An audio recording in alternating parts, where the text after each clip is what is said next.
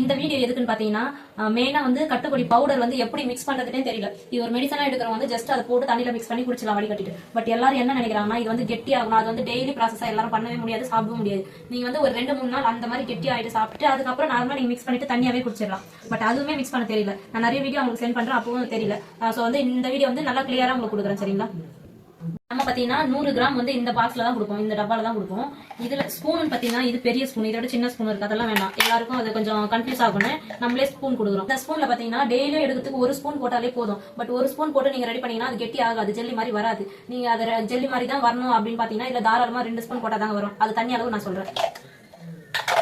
Class பாத்தீங்கன்னா இதுல நிறைய வெரைட்டி இருக்கு. நம்ம கிளாஸ் டீ குடிக்கிற கிளாஸ்னு சொல்றேன். எல்லாரும் வந்து ஒருத்தர் பெரிய பெரிய டம்ளர்ல டீ குடிப்பாங்க. நான் சொல்றது இது பெரிய டம்ளர் கிடையாது, இந்த சின்ன டம்ளர். இதுல ஆஃப் தான் எடுக்கணும்.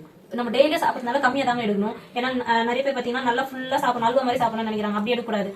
அது வந்து ஒரு நாள் சாப்பிடும்போது அப்படி எடுத்துக்கலாம். டெய்லி எடுக்கும்போது தண்ணி இந்த அளவுக்கு தான் இருக்கணும், ஆஃப் தான் இருக்கணும். உங்களுக்கு கரெக்டா சொல்லணும்னா 30 ml தான் தண்ணி இருக்கணும்.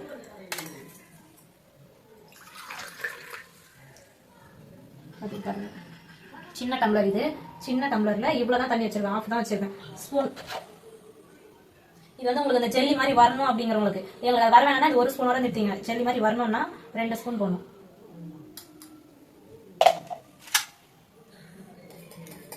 இது இந்த கலக்கிறது தான் மெயின் ப்ராசஸே. சரியா கலக்க மாட்டாங்க, ஏன்னா தண்ணியும் பவுடர் வந்து அந்த அளவுக்கு மிக்ஸ் ஆகாது. நம்ம ஒரு நிமிஷம் கிட்ட வரையும் நல்லாவே மிக்ஸ் பண்ற மாதிரி இருக்கும். இதுல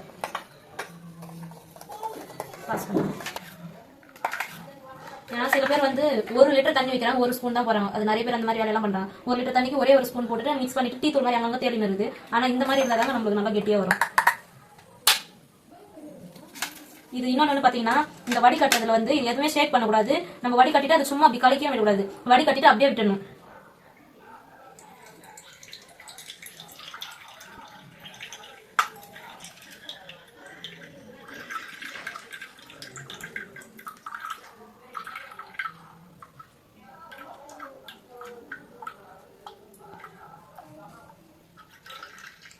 அது பாஸ் பண்ணுங்க.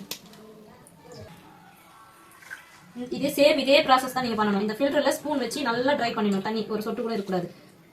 இந்த பவுடர் வந்து இந்த மாதிரி நிக்கணும், இப்படி இருக்கணும். இந்த தண்ணி பாத்தீங்கன்னா நிறைய பேர் நடுவில் இது வருதா வரலைன்னு களி பாக்குறாங்க. ஃபர்ஸ்ட் அந்த மாதிரி பண்ணக்கூடாது. இந்த கிளாஸையும் சும்மா ஆட்டியும் பார்க்க கூடாது. நீங்க ஃபில்டர் பண்ணிட்டு அப்படியே ஒரு 1/4 மணி நேரத்துக்கு எந்த டிஸ்டர்பும் பண்ணக்கூடாது, அப்படியே விட்டுணும். போன ஃபிளாட்டை வச்சு பாத்தீங்கன்னா இது பாத்தீங்கன்னா அப்படியே இருக்கு.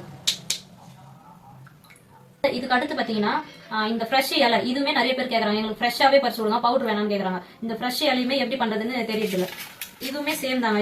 இதே சின்ன டம்ளர்ல ஆஃப் தான் தண்ணி எடுக்கணும். இல்ல அதிகமா எடுக்கணும்னா அப்ப அதுக்கு ஏற்ற மாதிரி நீங்க இலை நிறைய போடணும். நான் பாத்தீங்கன்னா இப்ப வீடியோக்காக இந்த 1 கிளாஸ் ஃபுல்லா தண்ணி எடுத்திருக்கேன். நீங்க உங்களுக்கு ஒரு ஆளுக்கு எடுக்குதுன்னா ஆஃப் மட்டும் எடுத்துங்க. ஆஃப் வந்து ஒரு 10 இலை அந்த மாதிரி எடுத்துக்கோங்க, கரெக்டா இருக்கும். ஃபுல்லுனா நான் ஒரு 20 இலை எடுப்பேன். இது பாருங்க. இது நீங்க மிக்சில எல்லாம் போட வேண்டியது இல்ல. ஜஸ்ட் நம்ம கையில நம்ம புளி வீட்டுல எப்படி புளி கரைப்போம், சேம் அதே ப்ராசஸ்ல கரைக்கணும். இப்போ ஒருத்தருக்கு நம்ம ஃப்ரெஷ் லீஃபா கொடுக்குறோம்னா பவுடர்னா ஒரு பாக்ஸ் 200 கிராம் சொன்னேன். இந்த ஃப்ரெஷ் லீஃப் பாத்தீங்கன்னா இதுல 4 மடங்கு உங்களுக்கு வரும். இதோட சேர்த்து 4 மடங்கு இலை எவ்வளவு இருக்கோ அது வந்து ஃப்ரெஷ் லீஃபா வந்துருங்க உங்களுக்கு. நான் இந்த ஒரு டம்ளருக்கு 20 இலை மாதிரி சொல்லியிருக்கேன். நான் எண்ணியே காட்டிடுறேன் உங்களுக்கு எத்தனை எடுக்கிறேன். இது 10 இருக்கு. இதுல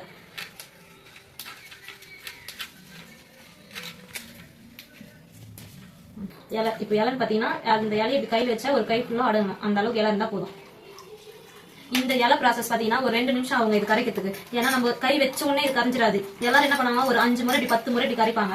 கரைஞ்ச உடனே இது கரைச்ச உடனே இது கரைக்காது. ஸோ கொஞ்ச நேரம் வெயிட் பண்ணலாம், ஒரு 2 மினிட்ஸ் ஆகும் இது கரைக்கிறதுக்கு. இந்த இலையை வந்து நீங்க கரெக்டா ஒரு 2 நிமிஷம் வரையும் நல்லா கரைக்கணும். அதுக்கு மேலேயும் கரைக்கலாம், ஆனா வந்து அப்பயே அது கட்டி அதை ஸ்டார்ட் ஆயிடும். அதனால கொஞ்சம் நல்லா இப்படி கரைக்கணும், கையிலேயே கரைக்கணும். சில பேர் என்னன்னா இந்த இலை வந்து அப்படியே ஃபுல்லா கரைக்கணும்னு நினைப்பாங்க. அப்படி கரைய வேண்டியது இல்ல. அந்த தண்ணி வந்து கிரீனிஷா மாறும். உண்மையாவே கை வலிக்குது. புளினா நம்ம நல்லா ஊற வச்சுட்டு கரைப்போம், அது வந்து இப்படி கரைப்போம். ஆனா இது பாத்தீங்கன்னா இலையை இப்படி கசிக்கு பிசிக்கிட்டு கையெல்லாம் வலிக்குது. நீங்க என்ன பண்றீங்கன்னா மிக்சில ஒரு 2 பல்ஸ் போட்டு எடுத்துங்க. ஆனா மிக்சில வந்து ரொம்ப விட்டா குழப்படான்னு மாறிடும். இந்த இலையை தண்ணி எடுக்க முடியாது. இப்படி வரணும், இந்த தண்ணி வந்து இந்த கிரீனிஷா வரணும். அதுக்கு என்னன்னா நம்ம பூண்டி அடிக்கிற கல்லுல வேணா இடிச்சிட்டு அதுக்கப்புறம் கையில கரைச்சிக்கலாம். அப்படி வேணா பண்ணலாம். இல்ல அம்மியில இடிச்சிட்டு அப்புறம் கையில கரைக்கலாம். நான் ஒரு 2 நிமிஷமா கரைக்கிறதுனால கை வலிக்குது. இலைன்றதுனால அது கொஞ்சம் கரைக்கிறது கஷ்டமா இருக்கு. பட் இப்படி கரைச்சாதான் உங்களுக்கு நல்லா வரும். மிக்சில போட்டீங்கன்னா சரியா போட தெரியாது. ஒரு சிலர் நல்லா விட்டுருவாங்க, ரொம்ப நேரம் வச்சிருவாங்க.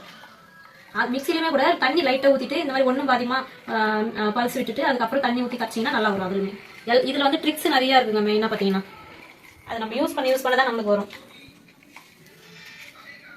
இப்போ இது பிசையும் போது நல்லா இந்த வாழை வர ஆரம்பிச்சிச்சு.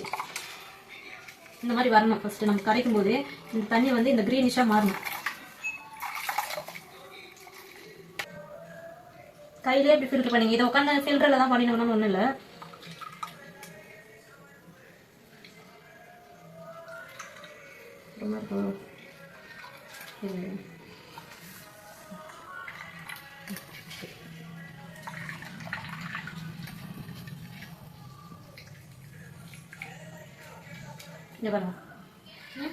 இந்த இந்த இலை வந்து நான் மொத்தமாவும் கரையில அப்படியே தான் இருக்குது. இந்த இலை இதுல தனியா தண்ணி ஊத்தி கரைச்சாலுமே இதுலயுமே மறுபடியும் வரும்.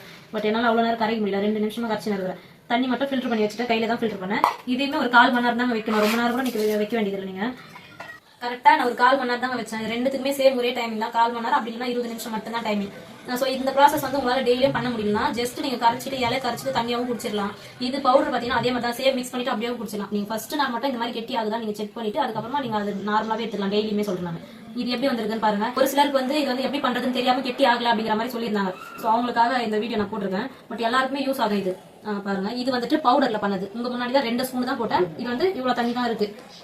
இது வந்து நான் சொல்லியே செஞ்சேன். ஒரு கிளாஸ் ஃபுல்லா வச்சு பார்க்கலாம். இலை கரெக்டா ஒரு 20 கூட இல்ல ஒரு 15 இலை தான் போட்டிருப்பேன் நான். இது வந்து கொஞ்ச நாள் ஆக அது உள்ள இருந்து தண்ணி விட்டுட்டே இருக்கும். கட்டி ஆயிட்டு நம்ம ரொம்ப நேரம் எடுக்கலன்னா ரெண்டுமே தண்ணி விட ஆரம்பிச்சிடும். அது ஒன்றும் பிரச்சனை இல்லை. அந்த தண்ணியும் நம்ம குடிக்கலாம். இனிமே கவுத்துட்டேன். இப்ப பாருங்க, ரெண்டுமே வரல. அதாவது விழல, அந்த அளவுக்கு கெட்டியா இருக்கு. இப்ப பாருங்க, தட்டியே காட்டு. அது உள்ள இருக்கு, இதுவுமே இருக்கு, ரெண்டுமே இருக்கு. விழல, எதுவுமே நான் பண்ணல.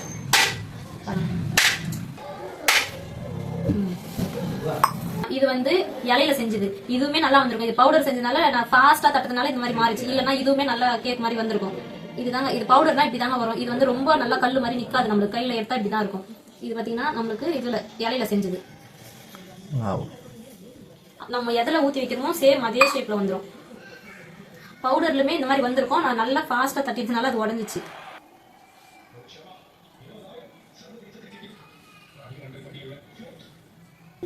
இது சாப்பிட்றதுக்கு நிறைய பேர் டவுட் வராங்க. சைடு எஃபெக்ட் வருமா, இல்ல இது சாப்பிட ஏதாச்சும் பத்தி எடுக்கணுமா? அதெல்லாம் எதுவுமே கிடையாது. சைடு எஃபெக்ட்லாம் எதுவுமே வராது. இது எடுக்கும்போது நான்வெஜ் எடுக்காம இருந்தீங்கன்னா ரிசல்ட் உங்களுக்கு நல்லா தெரியும். அதனால தான் நான்வெஜ் எடுக்க வேணாம்னு சொல்லுவோம். பட் இது சாப்பிடும்போது நான்வெஜ்ஜும் எடுத்துக்கலாம். அதனால சைடு எஃபெக்ட்லாம் எதுவுமே வராது. சரிங்களா?